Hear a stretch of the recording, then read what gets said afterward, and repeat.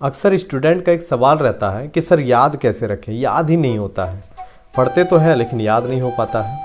तो इस वीडियो में हम आपको कुछ सॉल्यूशन बताने का कोशिश कर रहे हैं, तो शुरुआत से लेकर के लास्ट तक बने रहिएगा।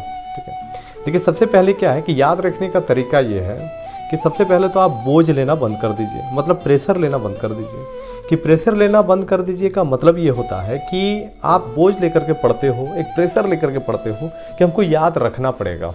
ठीक है, आप भविष्य के बारे में सोचते बहुत हो, भविष्य के बारे में ये सोचते हो कि याद नहीं होगा तो नौकरी नहीं होगा, याद नहीं होगा तो ये हो जाएगा वो हो जाएगा, बहुत तरह तरह की चीज़ें हैं। ठीक है, तो ये प्रेशर आप लेना बंद कर दीजिए। जब पढ़ाई कीजिए तो उस समय आपका दिमाग में ये प्रेशर नहीं होना चाहिए कि हमको याद करना ही पड़ेगा, नहीं तो ऐसा हो जाएगा, ऐसा नहीं, कुछ भी नहीं सोचना है। अब सिंपल सा बात है कि आप जब अखबार पढ़ते हो तो अखबार पढ़ते वक्त आपका दिमाग में ऐसा कुछ भी नहीं रहता है कि अखबार पढ़ने के बाद हमको किसी को सुनाना पड़ेगा। लेकिन आप किसी को सुना सकते हो अखबार पढ़ने के बाद। क्यों? क्योंकि आपके दिमाग में कोई प्रेशर नहीं था कि हमको अखबार वाला चीज़ किसी को सुनाना है।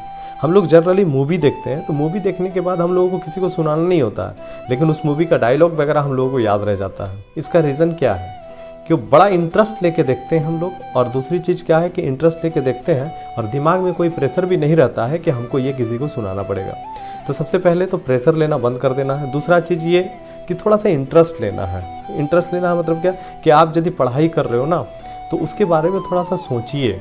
आपको माइंड में रिवाइंड करना है, पढ़ने के बाद रिवाइंड थोड़ा सा करना है, माइंड में उसको घुमाना है, उसके बारे में सोचना है।